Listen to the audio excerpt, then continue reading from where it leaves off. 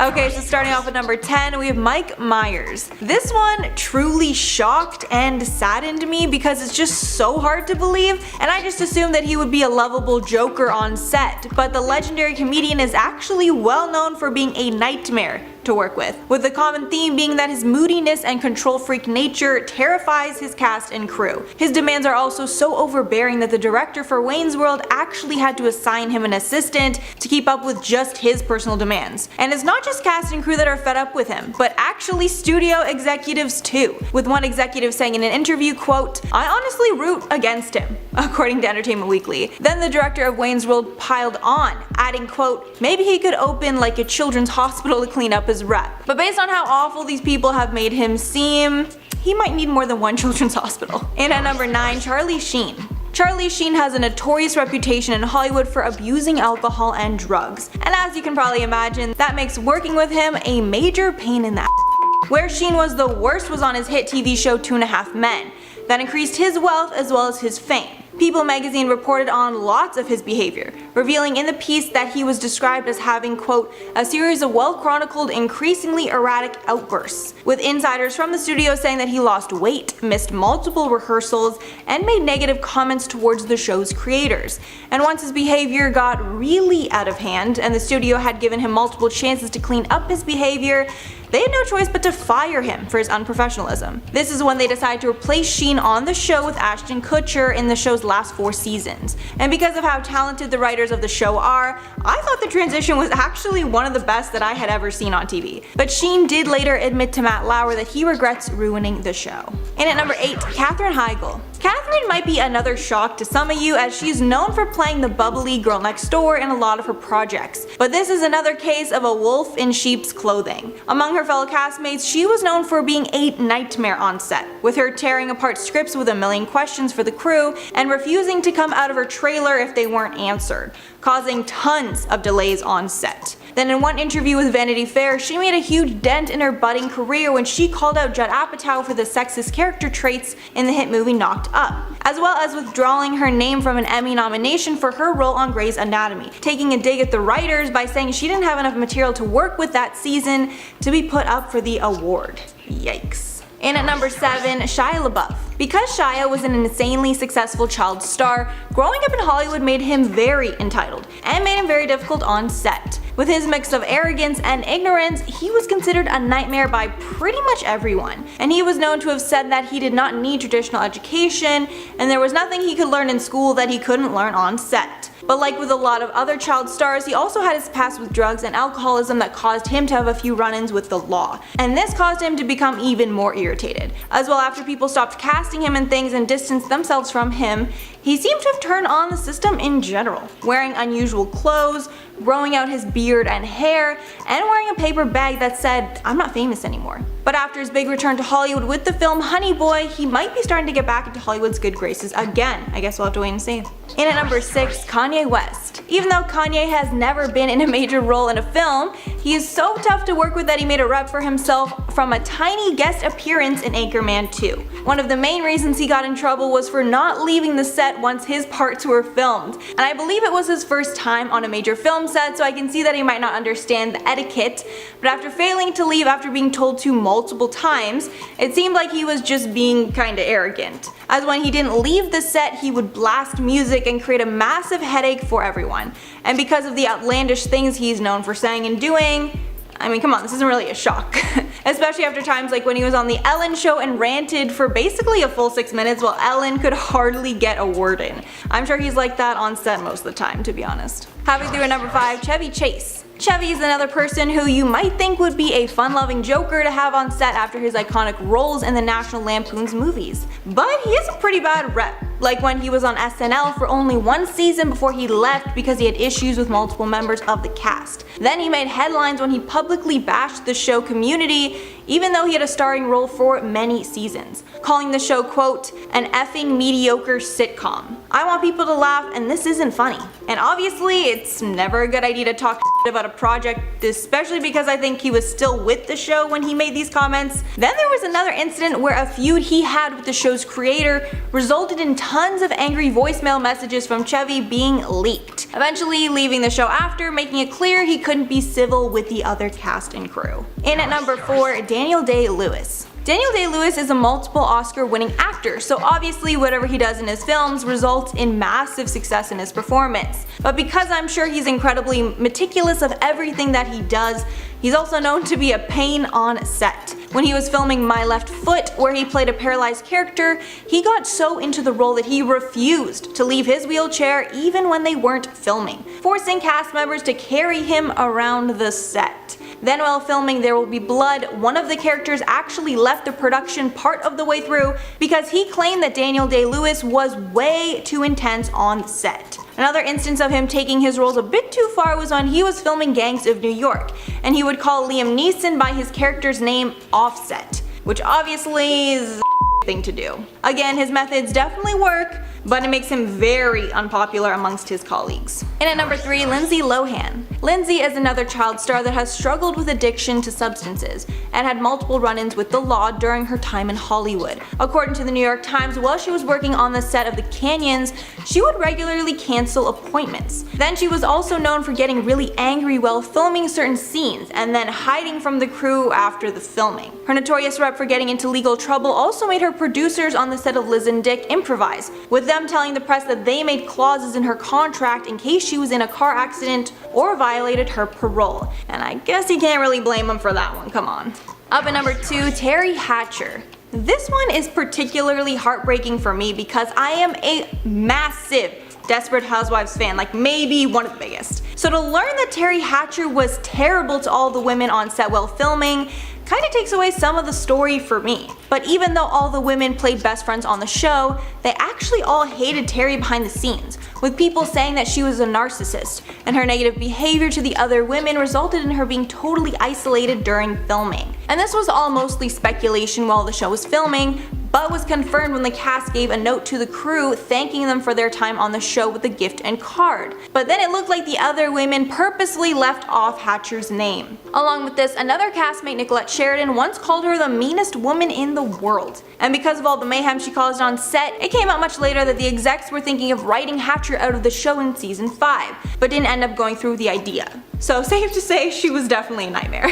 And finally, number 1, Lea Michele. We've been talking a lot about Lea Michele recently and how horrible she was while working on the set of Glee. Naya Rivera even spoke about how terrible Lea was on set in her memoir, saying that Lea would constantly threaten to call SAG about the unsafe working conditions on set. Then there were the countless black actors that spoke out about Michele once her Black Lives Matter post garnered tons of outrage. Then on her other show called Scream Queens, she told the show's creator that she refused to scream, telling Women's Health, quote, "Ryan Murphy got me in a booth one day and I told him, I'm screaming like twice, then you're gonna have to use the whole season because I'm a singer." So after all the people that have shared their stories, it's practically certain that she is one of the worst people to work with, maybe ever? At number 10, Samantha Ware. She's really the one that initially lit the match that would turn into a full-fledged fire. In this case, Lea Michele's career is what's on fire. After Lea tweeted out, "George Floyd did not deserve this. This was not an isolated incident and it must end."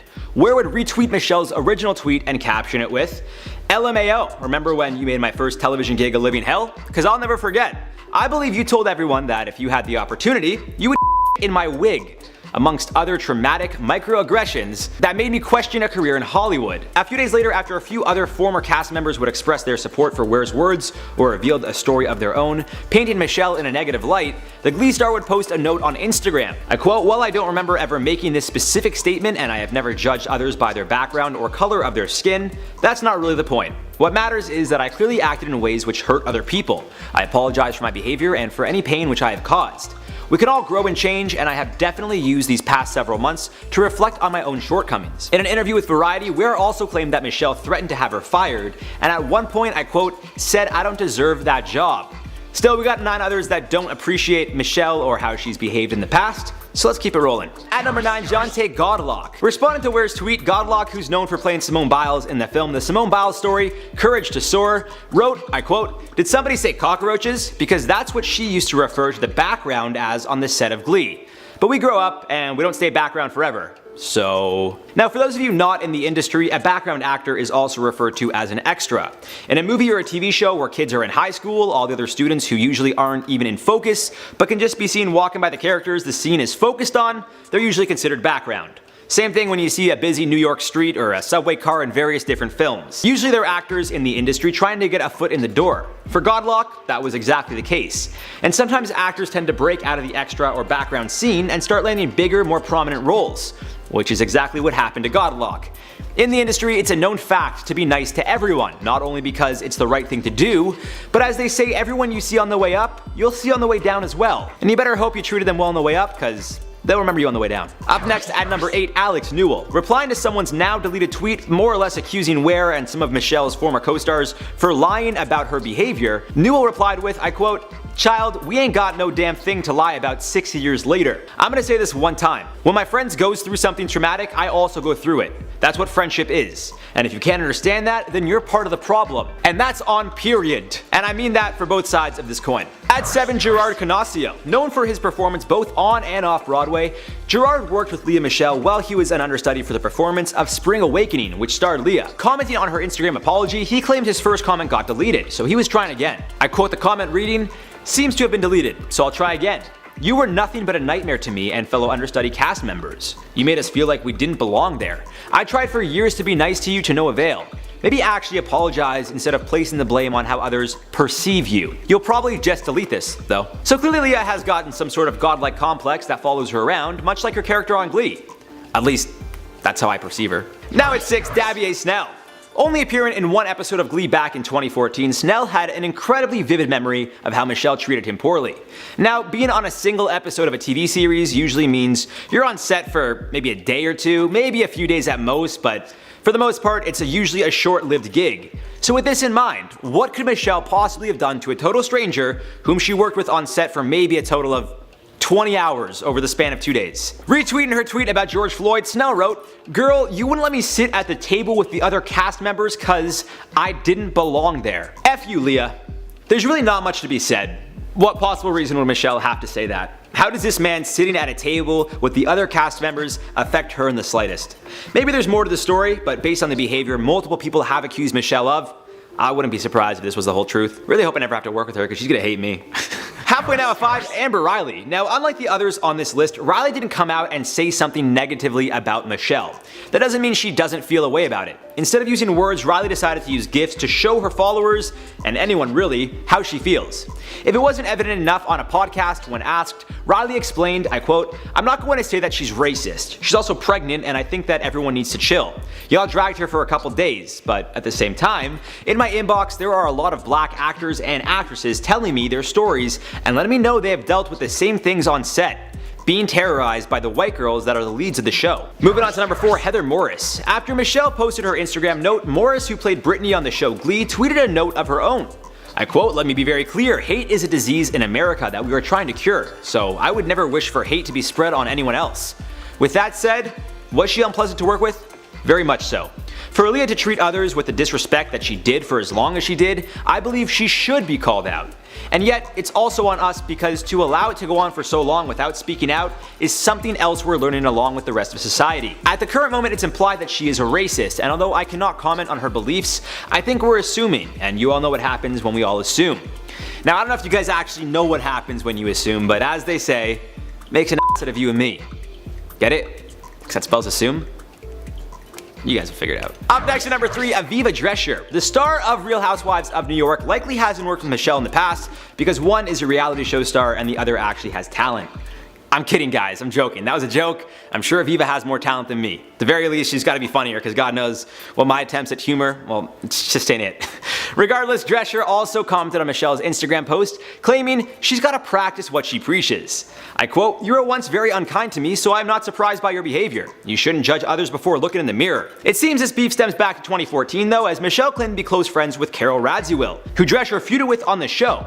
In an interview, Michelle said, "I love the New York Housewives. Carol is a very good friend of mine. I just told you," referring to host Andy Cohen, "that we went out the other night and had the greatest time. So Team Carol 100%. I don't know what I would do if I ever saw Aviva. She would have to turn the other way." Of course, I don't think the two ladies would actually get into a fist fight if they crossed paths, but There's certainly some animosity here. On to number 2, Keith Powell. Although it doesn't appear these two have ever worked on set together, at least that I was able to find, Powell had some choice words for Michele. The 30 Rock actor known for playing Twofer responded to Ware's original tweet calling out Michele. In his response, Powell wrote, "I co-sign on this. Lea Michele is a terrible human and has said terrible things to many different types of people, including racist microaggressions to or about black people." I don't really have much else to say other than I'm sorry to those that had to deal with her unprofessional and possibly racist behavior and that they were put in these positions. And now at number 1, Naya Rivera. In her book Sorry Not Sorry, Dreams, Mistakes, and Growing Up, which was published in 2016, Rivera got incredibly honest about some of her past experiences. Although the two women were portrayed as best friends on the show, Rivera wrote, I quote, "One of the Glee writers once said that Lea and I were like two sides of the same battery, and that about sums us up. We are both strong-willed and competitive, not just with each other but with everyone, and that's not a good mixture." As the show progressed though, that friendship started to break down, especially as Santana moved from a background character to one with bigger plot lines and more screen time. I think Lea, didn't like sharing the spotlight. Lea was a lot more sensitive though, and it seemed like she blamed me for anything and everything that went wrong. If I'd complained about anyone or anything, she'd assumed I was about her. Soon she started to ignore me, and eventually it got to the point where she didn't say a word to me for all of season 6. Again guys, no comment, her quote says it all. For those of you that don't know, Rivera played Santana on Glee, and that's why she said when she had to share the spotlight, I guess she wasn't happy about it. Just to give you guys some background there. Alright, starting things off with Nikkie Tutorials. Most of you probably know by now that Nikkie Tutorials appeared on Ellen right after she did her coming out video. But although she said that it was an honor to be on the Ellen show, that's like a "Mom, I made it" kind of moment. I was on Ellen. Nikkie admitted in a Dutch television interview in February that the experience wasn't what she thought it would be. Sebastian Williams found that clip and translated it. Roll it. Het is wel heel leuk dat jij wel vooraf hallo kunt zeggen en zo. Het is bij Ellen in ieder geval, wat ik heb meegemaakt hier en andere landen is dat gewoon een hele andere wereld. Het zit gewoon iets anders. Afstandelijke killer. I mean, her expression was like, she wanted to say it, but she couldn't say it. I'm actually surprised that she did say what she said. Coming for Ellen, Nikkie. Alright, next we have Dakota Johnson. When Dakota appeared on the Ellen show, the interview definitely got people talking, for all the wrong reasons. Not only was this interview extremely awkward, Dakota Johnson essentially clapped back at Ellen and called her out for, I guess, making her a little bit uncomfortable. Essentially, Dakota Johnson wasn't gonna let Ellen walk all over her for a quick joke. Roll the clip. How was the party? I wasn't invited. Actually, no, that's not the truth, Ellen. You were invited. Is it just me, or is there some subtext going on there? It turns out that Dakota was actually right. She did invite Ellen to her birthday, but Ellen was out of town that weekend. It was the same weekend that Ellen was photographed at a Dallas Cowboys football game next to George W. Bush. More on that later. Oh, the tea! I got the tea! Next up, we have Mariah Carey. In a 2008 interview on The Ellen Show, Ellen tried to force Mariah Carey to drink alcohol to prove she wasn't pregnant. People are saying that you're pregnant. There's rumors. Don't discuss that. All right, well, you don't have to answer. That's okay. No, honestly, you don't have to answer. Let's just toast with champagne and decide. They've been saying that since Now, okay, listen, that sounds a lot worse than it is. At the time, it just sort of seemed like it was all in good fun. But while this little segment might have been lighthearted, as Ellen would put it, there is a reason why women don't like to discuss their pregnancies in the first trimester. Miscarriages. Getting excited about a pregnancy and going public with it when you're not sure if it's a for sure thing or not, it can be heartbreaking. And unfortunately for Mariah Carey, she did have a miscarriage just a few weeks after doing this interview. It wasn't due to the small sip of alcohol that she had, but there might have been a reason why she didn't want to discuss it. Next up, we have Susan Sarandon. There were a lot of people who were upset when they found out that Ellen DeGeneres and George W. Bush are friends. Or at least friendly. When Ellen and George W. Bush were photographed together in 2019 while watching a football game, a ton of stars came out with criticism on social media. One of those stars is Susan Sarandon. Here's the thing. I'm friends with George Bush. In fact, I'm friends with a lot of people who don't share the same beliefs that I have.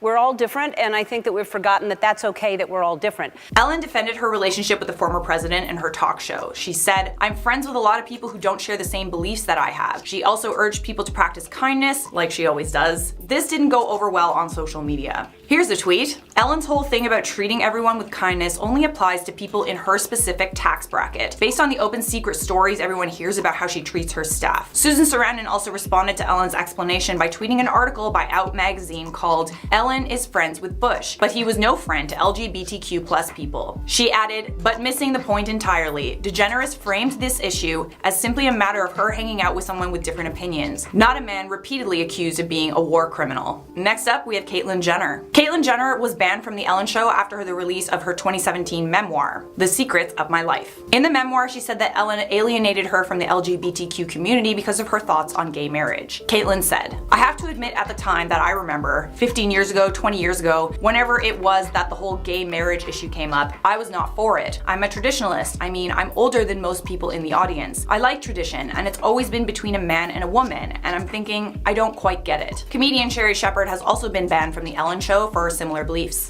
While I'm not going to get into whether or not those beliefs are wrong, it is interesting that Ellen chooses to defend her friendship with people like George W. Bush for having different beliefs, yet not people like Caitlyn Jenner or Sherri Shepherd. Shouldn't that stance apply to all people who she disagrees with, not just the ones that are convenient to her? I'm just saying. And of course, Kathy Griffin. Kathy Griffin versus Ellen is a bitter Hollywood feud we have all known about for years. But unlike Kathy, Ellen is well liked. Until now. I mean, especially after Kathy's whole Trump head thing, that was a little bit hard to stomach, I'm not gonna lie. So people were mostly on Ellen's side until now. In 2016, Kathy included a little jab at Ellen in her book about a, quote, daytime talk show host with short blonde hair. Kathy said that this person had a mean streak that all of Hollywood was aware of. Kathy Griffin has also been banned from The Ellen Show, and their feud started with a conversation about Joan Rivers. Kathy said, I quote, "One of the things that really hurt Joan, and we talked about it at our last meal together, was that Ellen always shunned her, and Ellen thought she was vulgar and not funny. I just called her and said, look, woman to woman, comic to comic, I think you need to let go of your hatred for Joan Rivers. She passed away. Do a f***ing tribute. Be cool." To which Ellen reportedly responded, "There's a difference between mean and funny." Well, you would know, Ellen, wouldn't ya? Ooh, I said it. I said it! According to Kathy Griffin, Joan Rivers didn't have a mean bone in her body. I personally love Joan Rivers' comedy. She's a legend, and I draw a lot of inspiration for my comedy from her. Comedy to me is about the unexpected. Joan Rivers paved the way for female comedians to be unapologetically themselves, rather than be stifled by what society deems as ladylike.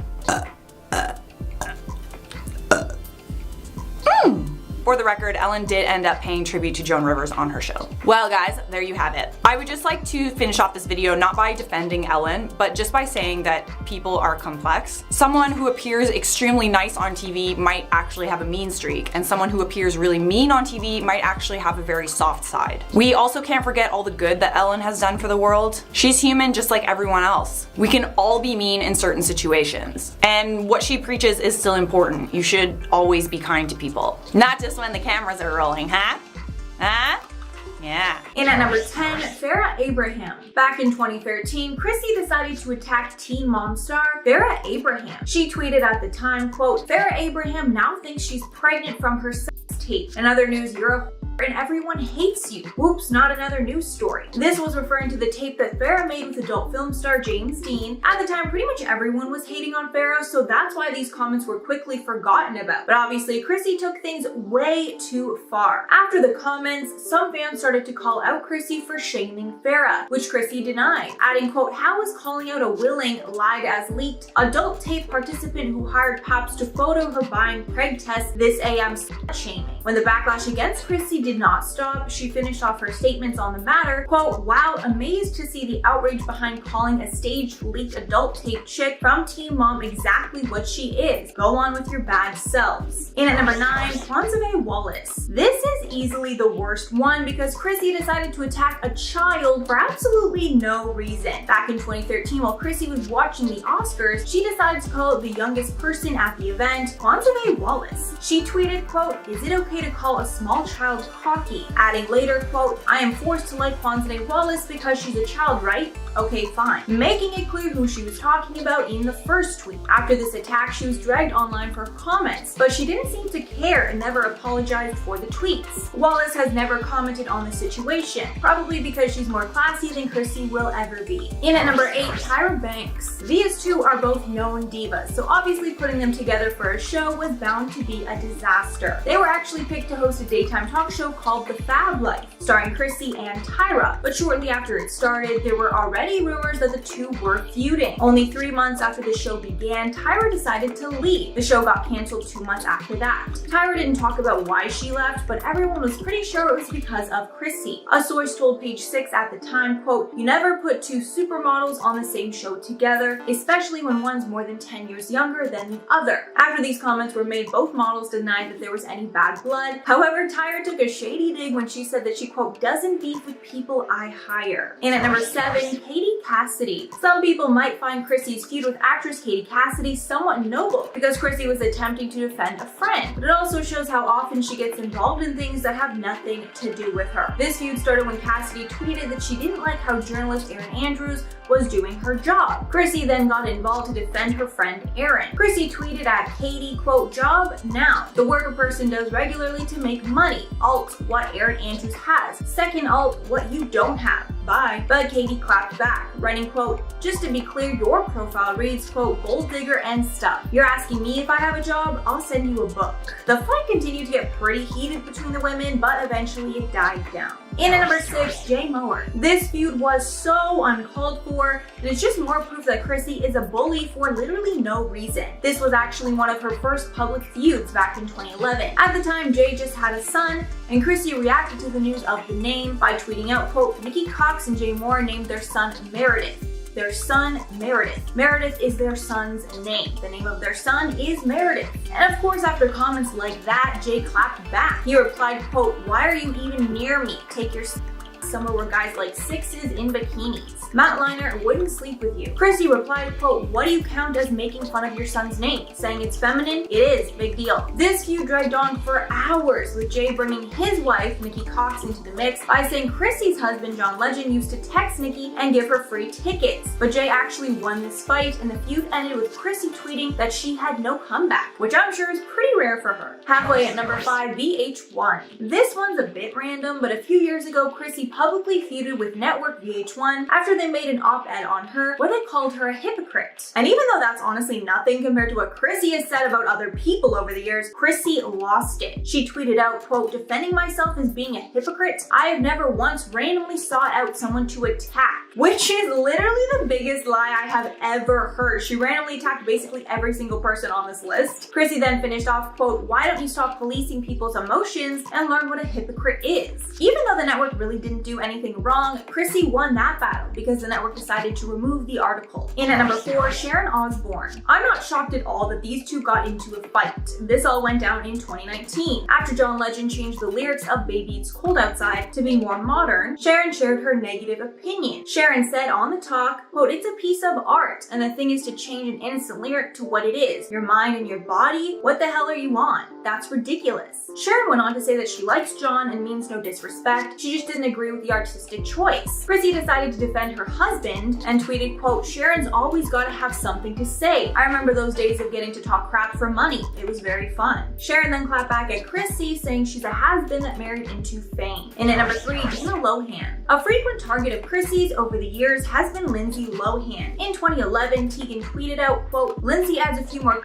to her wrist when she sees Emma Stone. I have literally no idea what that's even referencing, but that's absolutely disgusting. Later that year, Chrissy had a court date and she was tweeting about it. One tweet said, quote, I cannot wait to show up in court with John to fight this. At Lindsay Lohan, what should I wear? You're the expert. Help. Obviously making fun of Lindsay's struggles with the law. Lindsay's mother recently decided to comment on these nasty tweets made by Chrissy. She told Fox News, quote, as a single mother of 4 children, I've raised them to be kind, humble, and non-judgmental. That That being said, I will not judge her words towards others, but I stand firm in one, looking into oneself and continuing to learn and grow. Hashtag own you. In at number 2, Mariah Carey. The last person that anyone should ever want to get in a feud with is Mariah Carey. But Chrissy clearly has no boundaries in her mockery. In 2010, when it was announced that Mariah Carey was pregnant with her twins, Monroe and Moroccan, Chrissy decided to make fun of her weight. She tweeted, quote, "Why is everyone surprised Mariah is having twins? I was always pretty positive there was 2 to 15 babies growing inside of her." And obviously it's never okay to body shame anyone ever, but body shaming a pregnant person is just a whole other level of just disgusting, nasty troll. And finally at number 1, Courtney Stodden. Courtney Stodden recently exposed Chrissy's nasty mean girl behavior that really started Chrissy's recent downfall. According to an interview Stodden did with the Daily Beast, they claim that Chrissy repeatedly told them to take their own life. After the interview, some of Tegan's old tweets resurfaced, and they were just as horrendous as Stodden claimed. BuzzFeed pulled screenshots of the tweets Tegan sent in 2011 and 2012, and many of the tweets that actually tagged Stodden are mocking and hurtful. One of the tweets read, quote, "Go to sleep forever." Another read, quote, "What drug makes you do that with your mouth? Asking for a friend who really wants to know how to look like an idiot. Thanks." And to make things even worse, Stodden alleged that Chrissy wouldn't just tweet about them, but would also send Stodden private messages. These messages apparently told Stodden to end their own life and told Stodden that Tegan couldn't wait for them to die. The backlash against these tweets got so bad that Chrissy actually decided to apologize. A lot of people are not buying the excuses. Travis Scott is not new to the world of controversy, and therefore celebrities warning the public about him is nothing new to him either.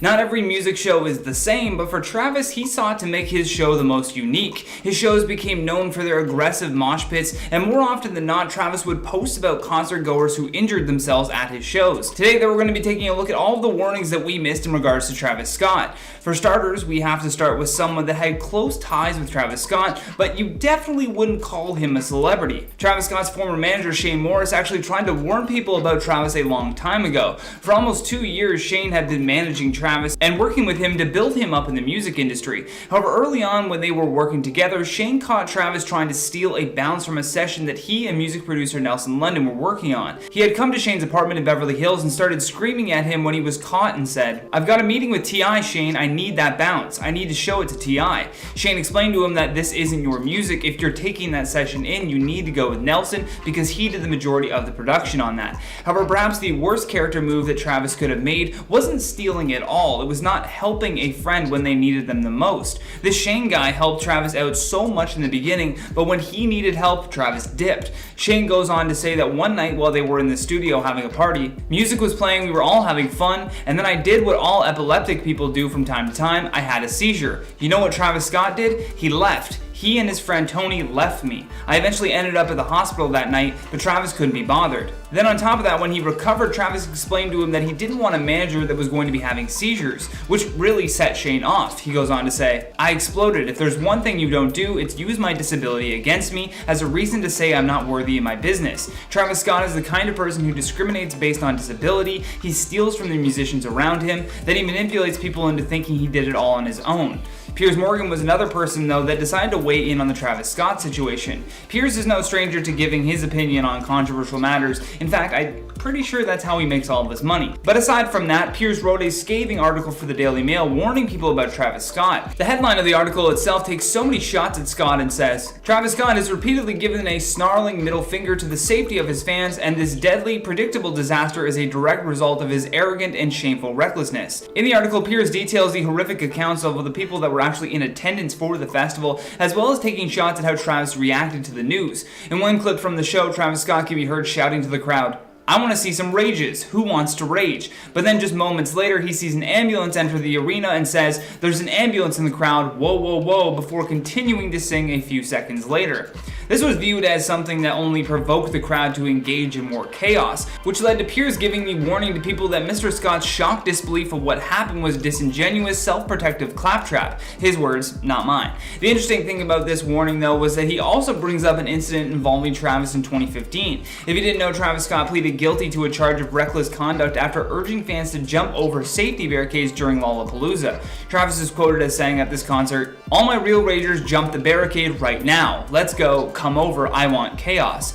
And he got exactly what he wanted. Hundreds of fans stormed over those barricades and charged towards the stage. The only reason a disaster was avoided in this scenario, though, was because the safety officials at the event were able to act fast. The Office of Emergency Management even weighed in on what happened that night and said, the performer played one song and then began telling fans to come over the barricades. Due to the security's quick response, the situation was remedied immediately and no fans were injured. Another person who had issues early on with Travis Scott was Kris Jenner. Travis Scott and Kris Jenner already were not in a good place. Now, this most recent incident is definitely going to be testing their relationship yet again. I don't think Kris is going to be acting very friendly towards Travis Scott after so many people threw shade at Kylie for attending and filming that ambulance that drove through the crowd. Back when there were allegations that Travis was cheating, a source close to the family told the press, Kris is furious with Travis over his careless attitude with Kylie. Kris never sees Travis around, and when she does see him, Travis does not seem very present or engaged with the family. And now with his ties to Kylie affecting her business, it's pretty safe to say that these two won't be on good terms. Starting us off at number 10, we got Grimes. Elon's current girlfriend and the mother of one of his children. Grimes was quick to call out Musk on Twitter when he tweeted out, I quote, pronouns suck. In response to the tweet, Grimes would respond, I quote, I love you, but please turn off your phone or give me a doll. I cannot support hate. Please stop this. I know this isn't your heart. She would later delete the tweet, and she said doll. I think she meant dial. I don't know. Now, for those of you who are unaware, preferred pronouns have become a hot topic of discussion, especially as of late, as a way to be more inclusive to trans and non-binary people. So to no surprise, following Elon's tweet, many were quick to call him out, including Grimes, who felt he was targeting a specific group of people. Musk is no stranger to Twitter controversy, and a few months after this tweet, he'd post a meme which was implying preferred pronouns is a form of oppression, at least as per the hat in which the man at war was wearing, which will once again upset numerous people. An article by Clean Technica referring to the meme caught the attention of Musk, who replied, I absolutely support trans, but all these pronouns are an aesthetic nightmare.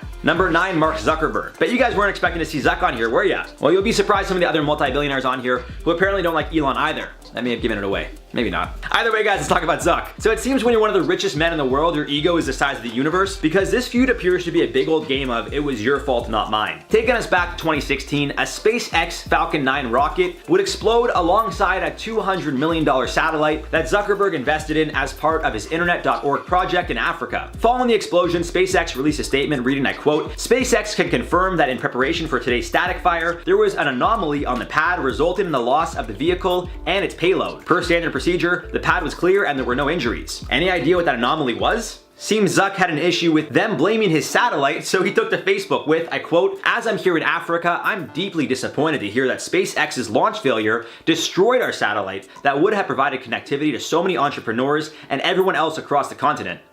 Oh boy. At number 8, Bowen Yang. One of the handful of Saturday Night Live cast members who, following the announcement that Elon would be on the show, publicly spoke out against the idea. At first, Yang posted an upset, frowning emoji to his Instagram story shortly after the announcement that Musk would be the show's guest. Then Elon would tweet out, let's find out just how live Saturday Night really is. And Yang would repost a tweet to his story, asking his followers, I quote, what the f does that even mean? Safe to say that Yang wasn't so in love with the idea of Musk being on the show, but it seems, as we know, the show must go on, and they both remain professional doing their thing. Not sure if anything happened to make Yang dislike Musk personally, but I'm sure you guys could see why he's not everyone's cup of tea. And to no surprise, Bowen here isn't the only SNL member on our list. On to number 7, Benil Dariush. Now, you guys may not know who this man is, and that's because he's not the biggest celebrity in the world, but he's still pretty well known among the MMA community. And just a few weeks ago, after winning his fight against Tony Ferguson, Dariush was quick to call out someone on the microphone. Usually fighters tend to call out other fighters in hopes of getting a matchup they're pushing for, maybe a title shot or a top contender fight. Benil decided to take his moment and call out, well, you guessed it, Elon Musk. Now, it seems the call out wasn't all that serious, as I'm sure the 155 pounds, number 3 ranked overall in the division could take down Musk. But the fighter was still unhappy that Musk was taking so long to deliver his Tesla, which he ordered for his pregnant wife months ago. Speaking with ESPN, Dariush explained, I quote, the week before the fight, right before I was about to leave, some guys asked, hey, when is your Tesla coming? And I said, man, I don't know. I said jokingly that I would call Elon out after my fight. They said it was a great idea and we laughed. It was just a joke. But as I got closer to the fight, I said, you know what? I'm actually gonna call him out. It's been frustrating.